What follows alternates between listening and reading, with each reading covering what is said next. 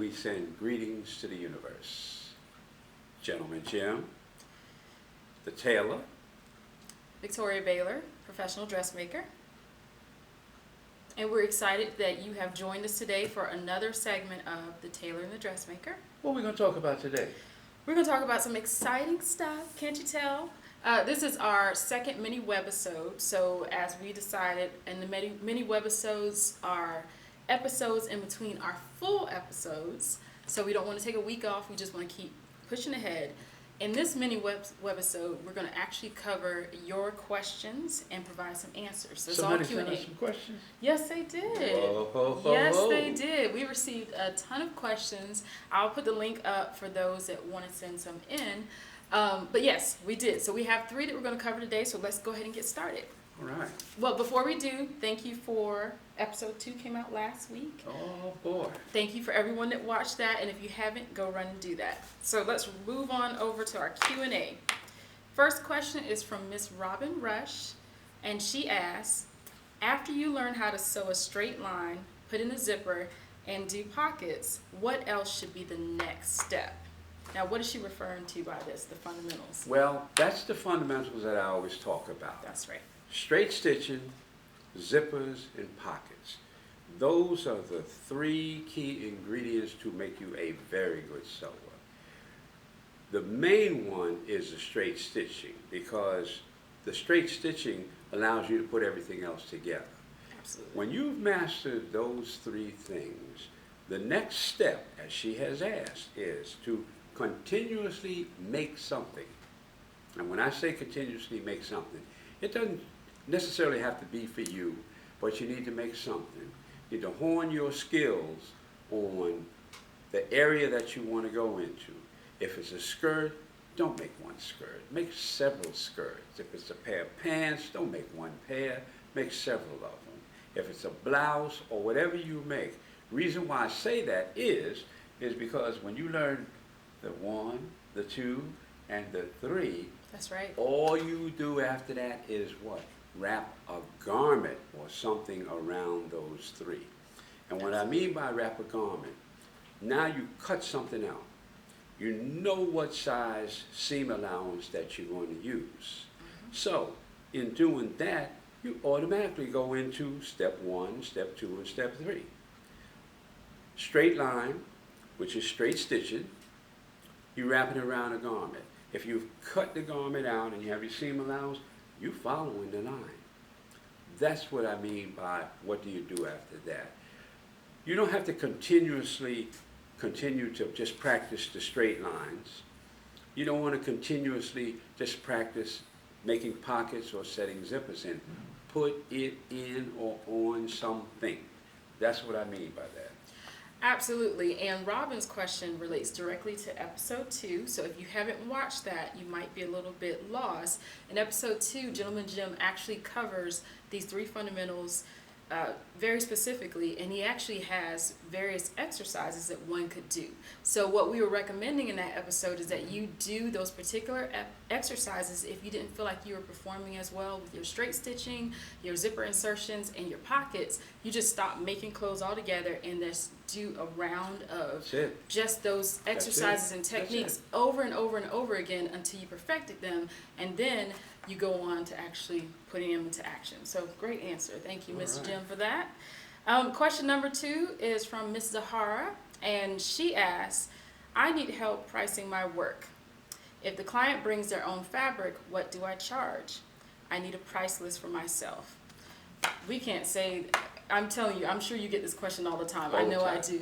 It's such a common question. It's a hard one. It is. One of the reasons it's a hard question is, number 1 is, the first thing you need to look at is, how good is your work? That's true. Does it constitute this amount of money? In industry years ago, there was a term that was used, and it was called the key. The key only stipulated 2.5 times. That was considered the key. I don't hear that phrase anymore, and I don't really hear anybody using it. Now, what do I mean by that? What do you value your time? If you're very, very good, you could put a nice, hefty price tag on there, but you can't get ridiculous about it. Oh, I'm worth $100 an hour. You have to ask yourself, are you really? Somebody gonna pay you $100 an hour? So you have to be more realistic, okay? In the industry, certain types of jobs pay X amount of dollars. So that's what you have to look at. If you're making a skirt or a pair of pants with the person's material, how long is it going to take you? That now relates back to the first question. As you get good in making each item, your time factor should decrease. Absolutely. In how long it takes. Absolutely. So now you could say, okay, what am I worth an hour? If you're making a skirt, figure your value. If you work for somebody else, how much would they pay you? That's what I always look at it. That's All true. right. Hypothetically, if you feel you're worth $20 an hour and you make a skirt for somebody, the bare minimum should be 2.5 times that. Well, what is 2.5 times that? That would be 2 times, that would be 40, and half of that would be 10. So that's $50. That should be the bare minimum. Now, think about this too. How long is it going to take you to make a skirt? That's true. And You can't spend 10 hours making it. you sure can't, because that'd be one expensive skirt, and that would cover my mortgage. All I right, just make then. one See? skirt a month. So you have to value what you feel you're worth. Now, there are some guidelines that a lot of people use in industry based on making certain things. You want to give them a few of those that you use? Sure, sure. And going back to what Mr. Jim says, it's really subjective. Pricing is just one of those subjective topics. So it's really difficult for us to actually give you an actual list. As he said, it really depends on how, what type of work you have, your expertise. Some things people make are specialty items, so therefore they cost a little bit more. You got to think about what part of the country you live in. So, are there like 50 other people doing what you're doing? Absolutely. Well, that might drop the price. Or if you're one of the few, seamstresses or sewers in your area, then you might be able to command the market with that. So there's a lot of practical things you have to kind of put into the equation before you decide on a price list. But as we kind of agree, there are 2 different models to actually viewing the whole process. Mr. Jim covered that price per hour model. So that's you determining how much your time is worth, and then kind of creating a equation on what every type of garment would cost for you. The process I actually use, my model is more so based off of a base garment rate. So I have a base price for most garments I make. So if I start with gowns, I might start at around $250, and that's probably for a basic kind of gown. And then the price can go up, and the price will. What really determines the price will be what the finished product is, what type of fabrication is going to go into it, how much time is involved, all these different factors. And I'm pretty good at kind of figuring all that out, and then you can kind of talk to your client about that. And for me, it helps my client have a say-so in what the final price is going to be, because oftentimes they want something that's really elaborate, but their budget doesn't support that. So we can kind of look at that sliding scale, and we can usually pick something that will fit within their budget and then still give them what they want. Yeah. And let them know that it really is their choices that are determining what that garment's going to be. And I guess I had one client, I did a mother of the groom dress, and her fabric was $30 a yard. Now, most of my clients don't buy, fabric that expensive. So in the end, she paid almost $200 just for her fabric. That's before she paid, me. But that was her choice. So she could control the overall pricing, and at the same time, I still got paid my fair share of labor. You see what I mean? Yeah. So Mr. Jim and I totally agree. There's 2 different perspectives. You want to pick an option that's good for you, correct?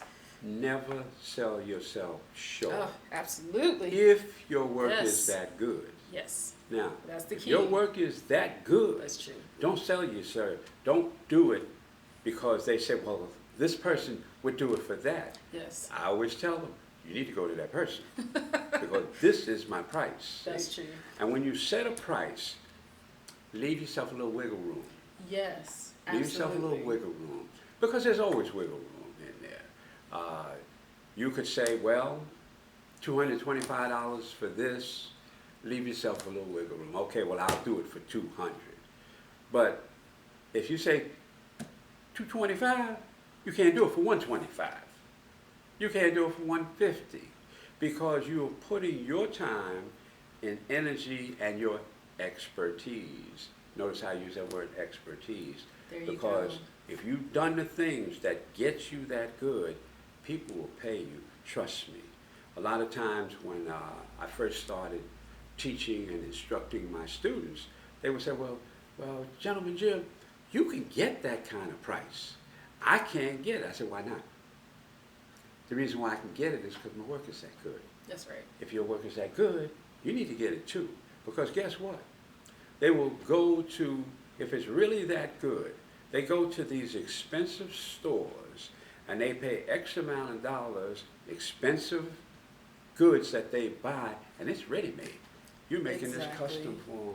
Exactly. I have clients that send me a picture of a gown from Yeah. offline. They forget I can do research, so I'll actually find the gown and look at the price.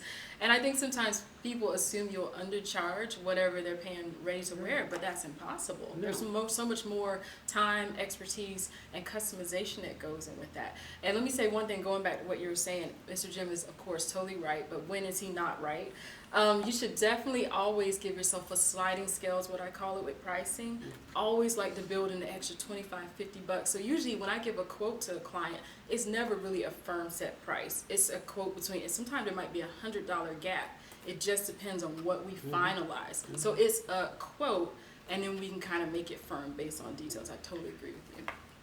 One thing, always remember, when you take an order in for somebody, be specific up front. Yes. Be specific. Well, I've got to make it this way. Now I have to add this on, that on, buy this, buy that.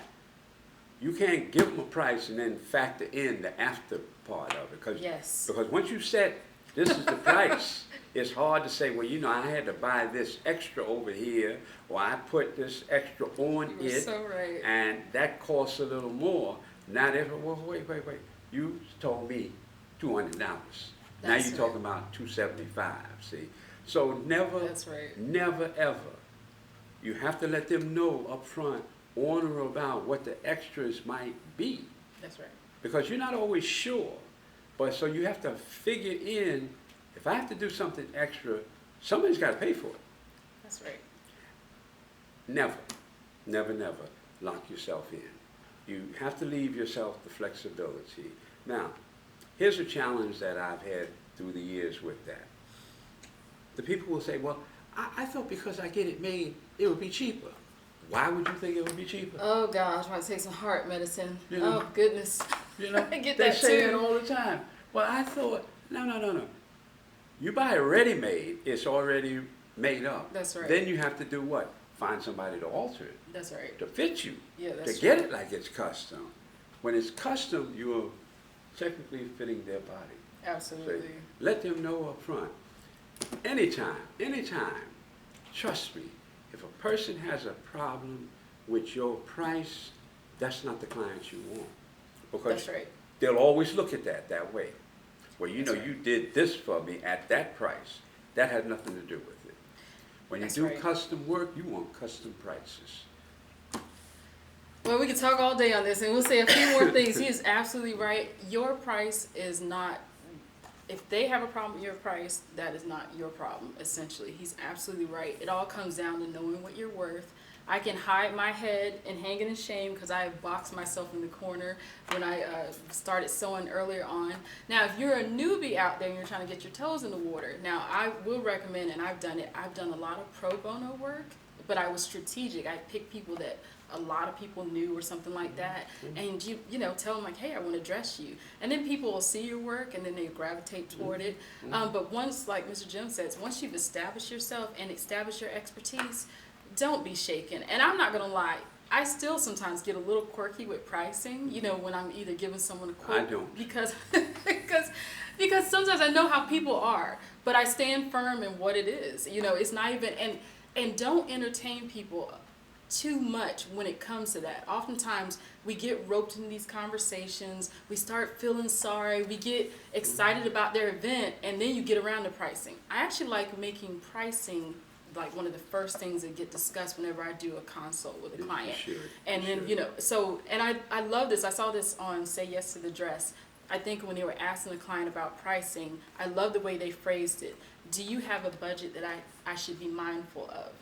And when you ask people, well, then they can tell you, and then you can tell them whether you do or don't fall in it. So, That's right. but then make that the first thing you talk about, because you'll get stuck in that conversation, and then you'll get yourself roped into something you can't get out of. So, very true. A lot of times they'll say, well, especially if it's wedding parties or some type of occasion where you have to do multiples of something.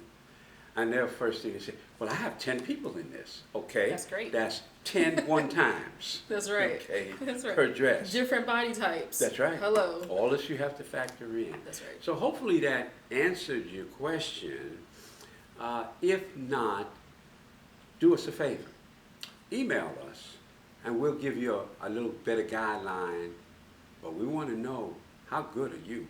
So you always have to ask yourself, how good am I? That's right. Do I demand these type of prices? If you don't, you need to go back to the basics again and get that good, because getting that good is not that hard. Okay, we hope you all enjoyed our pricing information that we shared. Yeah. Remember, just to recap, there's 2 models that we definitely recommend. One is price per hour, which is what Mr. Jim covered, and then the other is you could do a base price method. So I hope this helps answer your question. Let's move on to question number 3. Number 3 is from Miss Felicia Hunt, and she asks, do you guys have any tips or secrets to hemming formal dresses? Well, I'm going to let Mr. Jim take this one. Well, once again, formal dresses include how many layers in the dress. That's right. Usually the outer layer is the hardest one, and that's the one that you really judge your prices on. That's because true. several times they have linings, some have 2 linings. Some have a lining next to the dress, then they have some type of crinoline, and they have a lining on the other side. Exactly. Well, those you have to roll. Usually if it's a crinoline or something to that effect, you just really Quick cut snip. those off there. That's right. So, one of the easiest way to do it is, when you decide what the length is that you're going to shorten it, mark that. Then on the outside of that, run a stay stitch. That stay stitch will hold the edge in place. Because normally if you cut that chiffon or a real silky fabric, it'll spring loose. Exactly. And it'll start to waver as you try and roll it. But with the stay stitch, it holds it in place. Then you take and you roll it. And I'm going to demonstrate that little short part of that in a minute. And that's one thing I definitely learned from Mr. Jim, and that's not usually in textbooks or most people talk about it. That, and what he's referring to, if you have to take a substantial chop, off of a gown, like sew that edge first, that stay stitch. A lot of people will cut first, and then to his point, it works usually like on a cotton-based fabric or some polyesters, but not very well on like really sheer stuff, because it'll just fall apart on you. So that's true. So we're going to go ahead and Mr. Jim's going to take you over to the machine, so we'll see him do it in action. Let me demonstrate and give you a little quick showing of the roll hem. That's the question that was given to us. Now, when you have a loose chiffon or something real sheer fabric, when you mark it, because it's going to be circular, like so. Do not cut it, because what happens when you cut it on that curve, now this isn't that sheer, but I just want to show you, because I want to show you the way I roll the hem. This part right here gets very loose. If you put a stitch, if this is your hemline here, we'll put 2 lines here. If this is the finish of the hemline, put a stitch close to that hemline right there. The stitch now will hold the edges from fraying. Then cut it close to your stitch.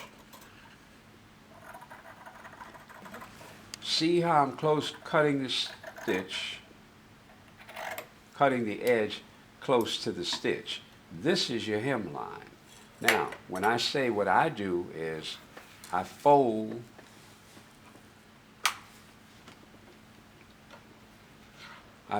my edge down. This gets you a nice, now this you would press down. I fold my edge down.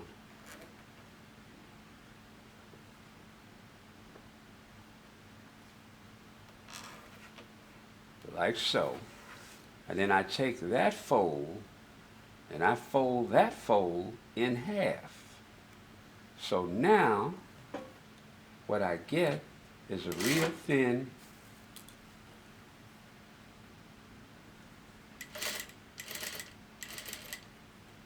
see, I just keep folding it and stitching it on the edge.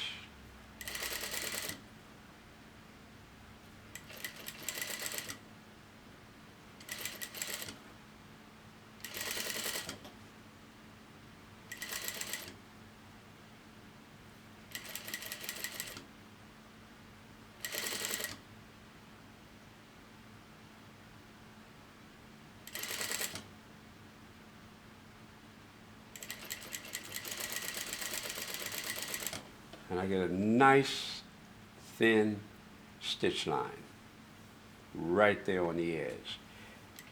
Had I not put a safety stitch around here, it's hard to fold this without it springing loose.